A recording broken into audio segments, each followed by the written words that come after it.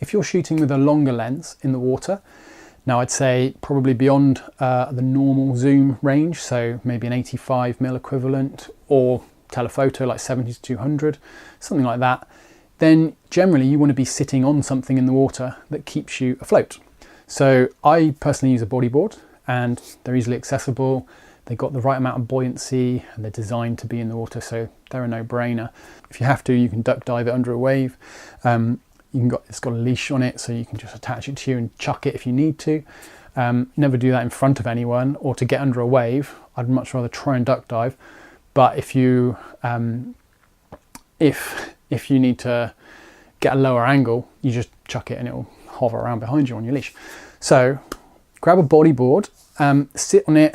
You might need to practice this if you're not a bodyboarder, if you haven't ever taken a bodyboard out with swim fins before.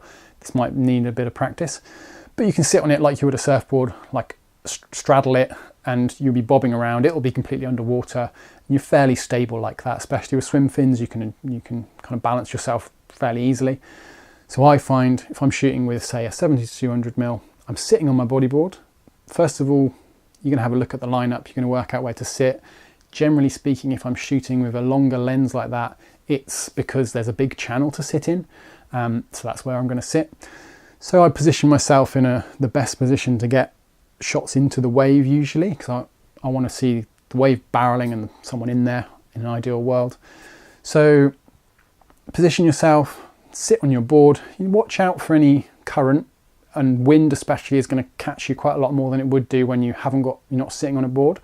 So just keep an eye on where you are in the lineup at all times. You don't want to be getting brought in too close to the impact zone. That's going to be a nightmare. You don't want to be drifting away or too far out because you're going to miss the shot.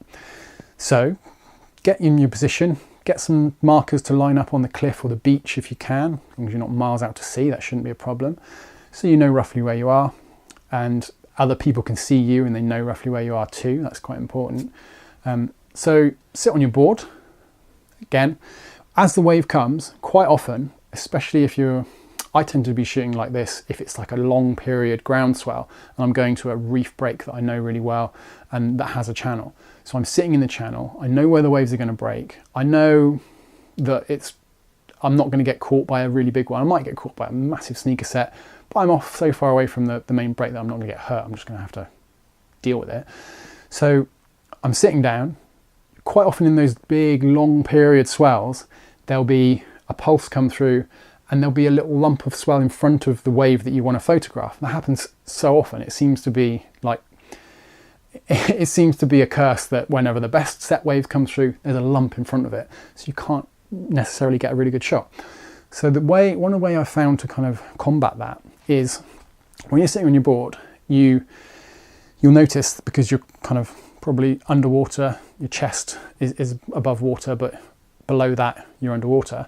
When you breathe in, then you'll be more buoyant and you'll float up quite a bit higher, and breathe out and the opposite happens. So when a set comes, take a nice big deep breath in and then hold it with the camera while the action's happening, and you'll be hopefully those few inches high enough that can make a real difference to whether you can see the surfer bottom turning or whether you can see them getting into the barrel or something like that. Hold it, take your photos, and then you can breathe out and go past the wave as it comes past.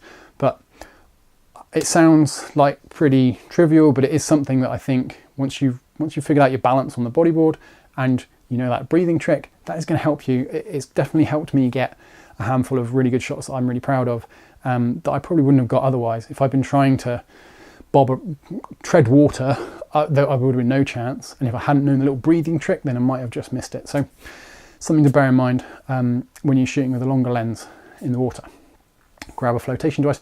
Some surf photographers use, it's like an impact vest, which I think is like a term from wakeboarding and kite surfing maybe. But I think the idea of it is it protects you a little bit if you do smash into the water really quick. If you're being towed behind a boat, I suppose that's a big issue.